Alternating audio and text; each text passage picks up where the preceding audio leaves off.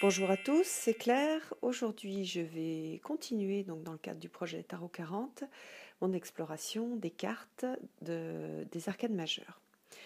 Donc, si vous vous souvenez, j'avais fait on a suivi un petit peu ce mât qui s'incarne dans toutes les cartes du tarot et qui fait son petit bonhomme de chemin. On est arrivé à la carte du chariot qui correspond au moment où le mât va prendre les rênes de sa vie. Et il va commencer un peu à être autonome vis-à-vis de la société. Et par contre, donc, on retrouve quand même un mât qui est beaucoup sur son masque social, sur ce qu'il va montrer de lui.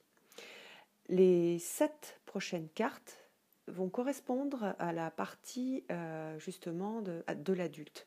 Le mât va grandir, c'est-à-dire que dans le chariot, il arrive à peu près à l'âge, on va dire, l'adolescence ou le jeune adulte. Et à partir du 8 de la justice, il va commencer à grandir pour devenir un adulte. Donc la première carte, c'est la justice, c'est le numéro 8. Alors, dans les jeux anglo-saxons qui sont dérivés du Rider-Waite, on a la force.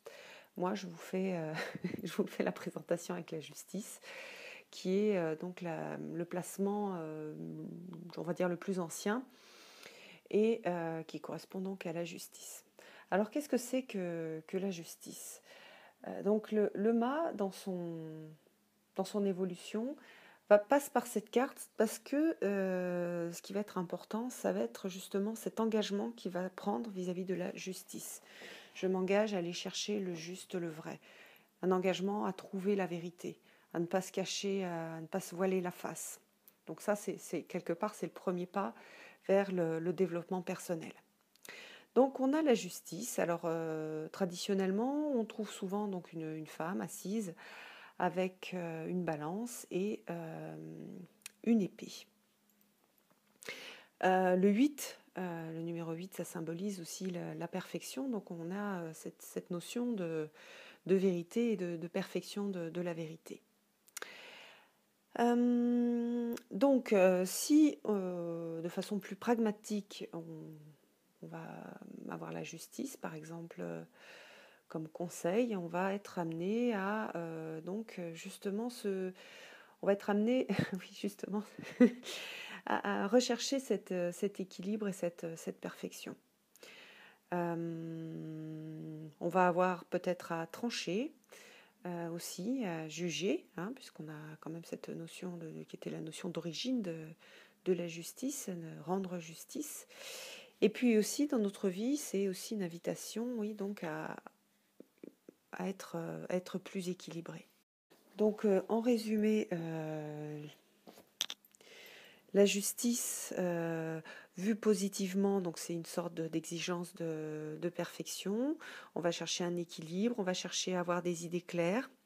Il y a aussi une notion qui est très importante et que moi je garde bien, c'est l'idée de se donner ce que l'on mérite. Voilà, en se séparant de ce dont on ne veut pas et dire oui ou non, distinguer donc toutes les choses auxquelles on croit, les choses auxquelles on ne croit pas, les choses qu'on veut garder dans notre vie, les choses dont on veut se séparer. Donc c'est une carte assez puissante dans le changement. Elle peut être assez dure, c'est-à-dire que cette exigence de perfection, quand par exemple elle va représenter une personne, ça peut être une personne qui est très exigeante, qui va mettre une grosse pression pour être parfait ou pour faire les choses de façon parfaite, et donc qui est une personne qui va interdire toute erreur. Si vraiment, quand on fait de la divination pure, c'est aussi donc une institution d'État, comme la justice, les administrations. Je vous remercie de m'avoir écouté. J'espère que cette présentation vous aura intéressé et je vous donne rendez-vous pour la prochaine carte. Bye bye, à bientôt.